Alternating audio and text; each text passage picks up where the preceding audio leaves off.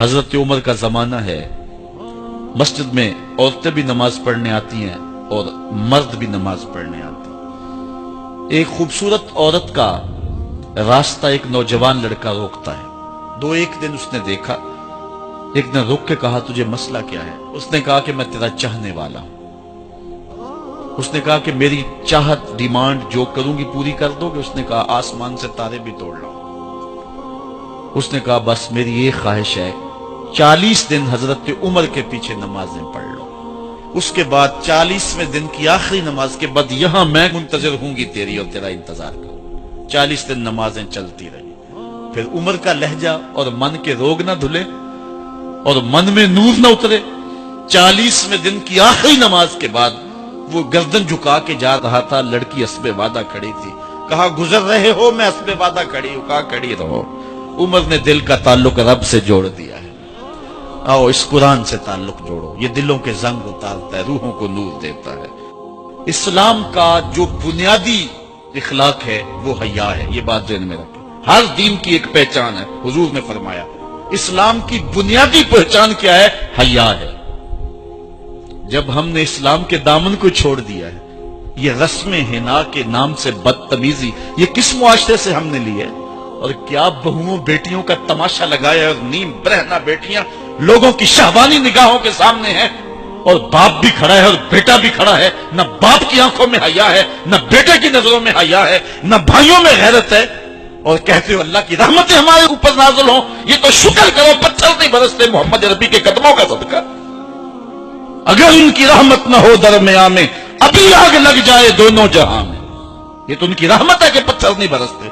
پچھلی قوموں نے ایک ایک جرم کیا، کسی کے اوپر پتھر برسے، کسی کے اوپر خون برسا، کسی کے اوپر ایسا زلزلہ آیا کہ نیچے والی جگہ اوپر اور اوپر والی بستیاں نیچے۔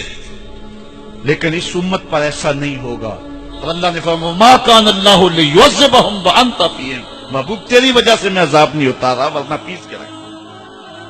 سر سے لے کر پاؤں تک ہم اسلام میں آ جائیں، چھوڑیں آدھا تیتر آدھا بٹیر، جہاں جی چاہا اسلام کے دامن میں آگے اور جہاں جی چاہا ادھر چلے گئے۔ مسجد میں بھی چندہ دیا اور ہوٹل میں بھی شراب پی، رب بھی خوش رہے شیطان بھی راضی رہے، ایسا نہیں ہوگا۔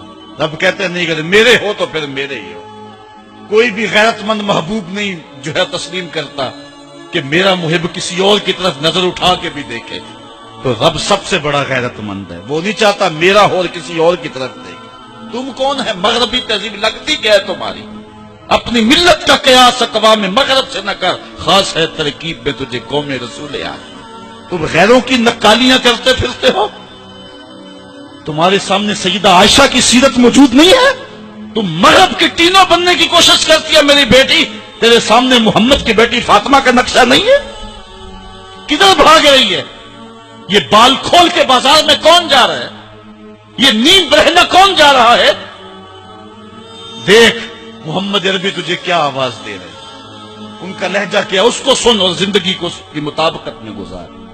اصل ہمارے دل زنگ آلود ہو گئے، اس دنیا کے اس ماحول نے ہمیں اس طرح کر دیا ہے کہ آج ہمیں سمجھ نہیں آ رہی کہ ہم کدھر جائیں۔ اور ایک اور حدیث میں حضور نے دلوں کا اور من کا میل اتارنے کے 2 نسخے بیان کیے۔ ایک کثرت کے ساتھ موت کو یاد کرنا، کثرت کے ساتھ موت کا تذکرہ، اور دوسرا کثرت کے ساتھ جو ہے وہ تلاوت کلام مجید۔ اصل 10-15 سالوں سے ہمارے ساتھ جو کچھ ہوا ہے، آج اگر کوئی تذکرہ موت کرے، کوئی آخرت کی یاد دلائے، کوئی عمل کی بات کرے، وہ کہتے ہیں یہ تو ویسے خوش کیسے، کیا پتہ، قبر کا مذاق اڑا ہے۔ اللہ اکبر، قبر دا خوف دے دے کے لوکی مینوں ڈرا دے۔ میں کہتا ہوں لوگ ہیں کون ڈرانے والے؟ منکر نکیر کا پتہ آمنہ کے لال نے دیا ہے۔ فَلْيَضْحَكُوا قَلِيلًا وَلْيَبْكُوا كَثِيرًا، تمہارا رب کہتا ہے تھوڑے ہنسا کرو زیادہ رویا کرو۔ رونا دل کا میل اتارتا ہے، باطن کے اجاڑ پن کو دور کرتا ہے، من میں خشیت الہی کے پھول کھلاتا ہے۔ اور حدیث میں آتا ہے وہ آنکھ خوف خدا کی وجہ سے روئی اور ایک بال کی جڑ بھی بھیگ گئی، کل قیامت کے دن وہ بال جہنم میں نہیں جانے دے گا۔ عرض کرے گا مالک یا اسے جنت دے دے یا مجھے نکال لے، تو رب بال تو نہیں نکالے گا، اللہ تعالیٰ اس شخص کو جنت عطا فرمائے۔ لا خیر فی عین لا تبکی من خشیت اللہ، امام ابو نعیم نے لکھا حلیہ میں، اس آنکھ میں بھلائی کوئی نہیں ہے جو خوف خدا میں روتی نہیں۔ رونے کا مزاج بناؤ، طبیعت کے اندر نرمی پیدا کرو۔ اگر طبیعت سخت ہے، بعض لوگ تباً سخت ہوتے ہیں، تو روزانہ شام کے وقت قبرستان میں جا کر کے کچھ وقت گزار کے آیا کرو۔ اپنی طبع میں نرمی پیدا کرو، طبیعت میں سادگی پیدا کرو۔ اپنے زندگی کے معاملات کو زیادہ نہ پھیلاؤ کہ جو حساب دینا مشکل ہو جائے۔ مجھے اپنے والد گرامی کی ایک بات یاد آئی۔ آپ فرمایا کرتے تھے جس شخص سے پیار ہو جائے نا، اس کی آخرت کے لیے سوچا کرو کہ اس کی آخرت ٹھیک ہو جائے، اس کے لیے محنت کرو، کوشش کرو، جو تم کر سکتے ہو کہ اس کی آخرت ٹھیک ہو جائے۔ ہاں، ہر بندہ چاہتا تو یہ ہے کہ میری زندگی آسودہ ہو، آسودہ ضرور بناؤ زندگی کو، لیکن خیال رکھو کہ اس دنیا کی زندگی کی آسودگی سے آخرت کی آسودگی جو ہے وہ زیادہ عزیز ہے۔ یہ 4 دن کی زندگی ختم ہو جانی، تھوڑی ہے، بالکل سانسوں کی گنتی ہے اور ختم ہو جانے والی ہے، اور وہ زندگی نہ ختم ہونے والی۔ اس لیے خندق کھودتے صحابہ پر جب حضور کو پیار آیا تو دعا کیا دی، اے اللہ میرے انصار کو بھی بخش دے، میرے مہاجروں کو بھی بخش دے، چونکہ زندگی تو آخرت کی زندگی ہے۔ ان کی آخرت کی زندگی کے لیے خاص طور پہ دعا مانگی۔ اس لیے اپنی آخرت کی زندگی کے بارے ترجیحاً ہم سوچیں اور اپنی زندگی کو بہتری کی طرف لے جائیں۔ 5 گانا نماز شعار زندگی بنا لیں۔ زندگی جاتی ہے تو جائے، لیکن نماز نہ جانے پائے۔